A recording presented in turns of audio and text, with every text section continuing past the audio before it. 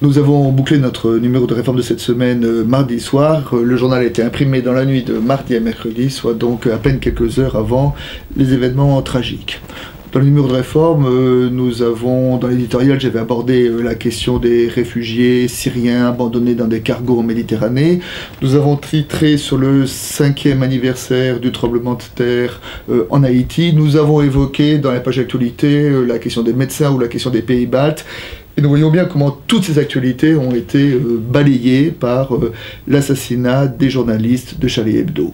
Cet événement a pris la totalité de l'espace de l'information, il me semble, pour deux raisons.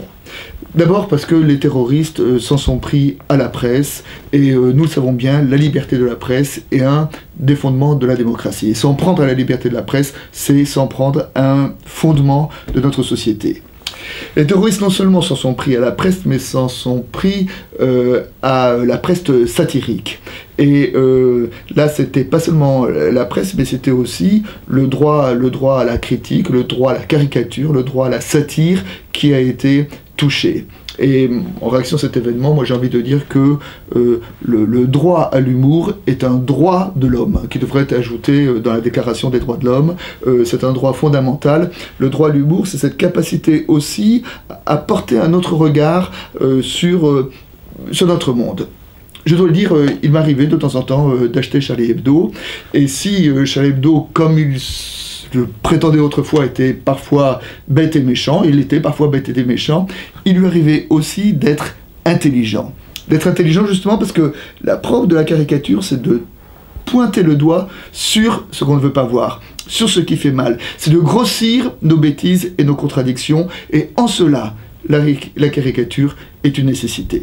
Donc on voit, en s'en prenant à la presse et à la caricature, c'est vraiment deux fondements de notre société qui sont touchés, et je crois que ça explique l'ampleur de la réaction qui, je dis tout à l'heure, occultait tous les autres sujets d'actualité. L'événement est suffisamment important pour que nous soyons attentifs à la réponse que nous devions y apporter. Et là, nous avons besoin de mobiliser toute notre intelligence. Et je voudrais juste lancer 3 pistes que nous aurons besoin d'approfondir dans les semaines qui viennent. Première piste est celui de notre réaction à la terreur. Le terrorisme engendre la terreur. Et la résistance à la terreur, eh ben, c'est justement de garder notre sang-froid et d'être renvoyé à notre quotidien. On prête à Luther l'aphorisme qui dit « Si je savais que la fin du monde était pour ce soir, je planterais quand même un arbre ». Derrière cette phrase, qui a un côté absurde, ce qui veut dire c'est que l'ultime nous renvoie à notre responsabilité quotidienne. Et il me semble que là, il y a une parole forte qui est dite pour chacun d'entre nous, et notamment pour les journalistes.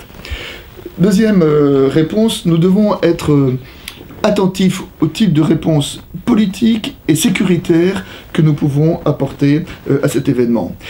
On a souvent parlé de l'assassinat des journalistes de Charlie Hebdo comme un 11 septembre à la française. Et bien justement, l'événement du 11 septembre peut nous aider à réfléchir à la réaction. Relisons l'histoire. 11 septembre, réponse des États-Unis, le Patriot Act et l'invasion de l'Irak. L'invasion de l'Irak suscite le chaos au Moyen-Orient, et c'est ce chaos au Moyen-Orient qui a nourri, qui a été le nid des terroristes aujourd'hui. Pour résumer donc, il faut faire attention à ce que les réponses sécuritaires que nous apportons au terrorisme ne soient pas le terreau dans lequel va fleurir le terrorisme de demain. Ensuite, troisième piste à explorer, puisque nous sommes dans un journal religieux, c'est quand même de s'interroger sur ce que j'appelle nos monstres. Le propre du religieux, c'est qu'il touche à l'ultime. Et face à l'ultime, le relatif disparaît. Si Dieu est avec nous, tout est permis. Et on sait que dans l'histoire, les religions, toutes les religions, ont nourri des monstres. Et donc toutes les religions doivent être interrogées sur l'interdit qu'elles posent par rapport à leurs propres monstres. Alors c'est une question à poser au christianisme, et c'est une question à poser à l'islam.